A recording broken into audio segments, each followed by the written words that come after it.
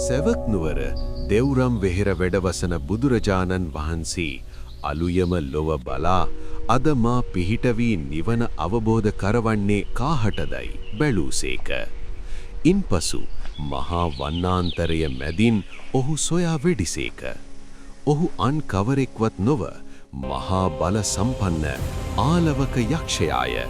ඔහු හිමාලයේ යක්ෂ සමාගමට ගොස් සිටි අතර බුදුන් වහන්සේ අලවු යක්ෂයාගේ ආසනය මත හිද වැඩහුන්සේක.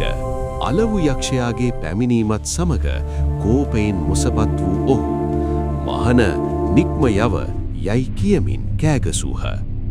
බුදුන් වහන්සේ ශාන්තව එතනින් නැගිට නික්ම ගියසේක. එයින් සතුටටපත් යක්ෂයා ඔහු වෙහෙසටපත් කරවන්නේ යයි සිතා නැවතත් එව මහන යයි කීය. බුදුන් වහන්සේ නැවතත් ඇතුළට පැමිණිසේක. මේ සංවාදයෙන් වෙහෙසටපත් යක්ෂයා අවසානයේ බුදු හිමියන්ගේ බණ අසා බුදුන් සරණ ගියේය. මේ යක්ෂයා අප සිතන පරිදි බියකරු යක්ෂයෙක්ද? එසේත් නැතිනම් මනුෂ්‍ය කොට්ටාශයක්ද? ඔබ දන්නේද?